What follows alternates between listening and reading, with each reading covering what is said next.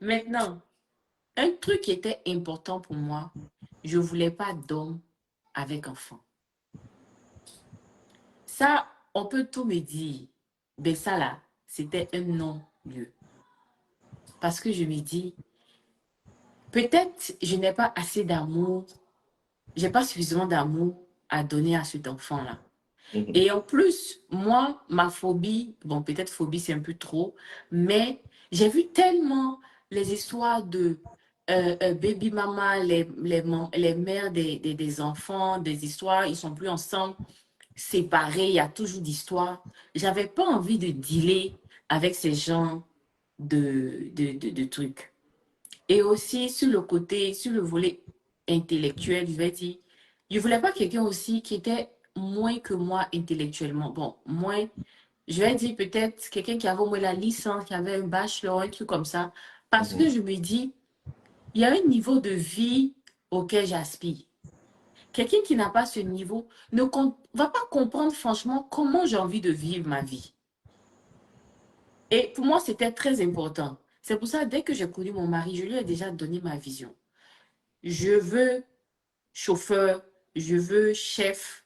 Comme pour l'instant, on est ici, je vais préparer, il n'y a pas de problème. Mais ne t'attends pas à ce que je prépare tous les jours parce que je n'aime pas. C'est pas comme si je prépare, Dieu même il sait, je prépare, je fais plaisir et tout. Mais je peux me taper un moment où je suis dégoûtée de rentrer dans la cuisine. Mhm. Est-ce que quelqu'un d'autre qui va entendre ça, il va me dire, toi, tu n'es pas une bonne femme. Bah oui. Mais est-ce Quelqu'un que qui aime les valeurs logistiques dira ça, oui. justement, mais Mhm. ça ne veut pas dire que je suis peut-être une mauvaise femme pour toi, mais je suis une très Exact. bonne femme pour lui. C'est ça. Parce que chacun a ses critères. Exactement. Et j'ai l'impression aussi que souvent, c'est comme tu as dit, c'était quoi le deuxième? Les gens, les Le amis aussi conditionnement. influencent. Mais Je tu vas pas crois. te baser sur critères de ton camarade pour choisir ta femme aussi. Pour toi, en fait, ça n'a aucun sens. C'est ça. C'est pas facile, hein, cette histoire-là. En tout cas, moi, j'ai dit, c'est grâce à Dieu, vraiment, j'ai eu un mari qui me convient. Non, en fait, de façon inconsciente, tu as coché les cases qu'il faut cocher pour bien choisir. OK. Donc, ça donne l'introduction justement sur le deuxième volet de notre discussion. Comment bien choisir, en fait? Comment choisir selon les Écritures, selon le Saint-Esprit?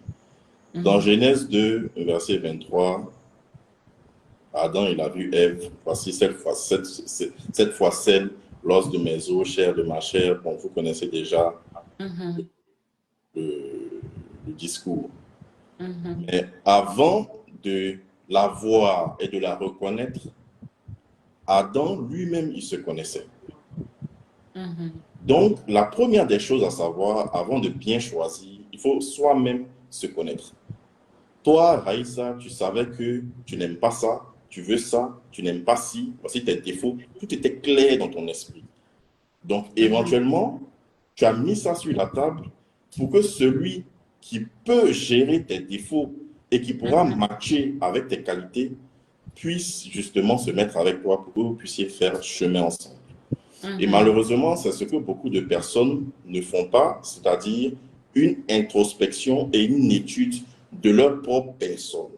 Mhm. Comment je suis, comment je ne suis pas, quelles sont mes qualités, quels sont mes défauts et Mhm. comment je peux matcher en fonction de ce qui est à disposition avec quelqu'un d'autre.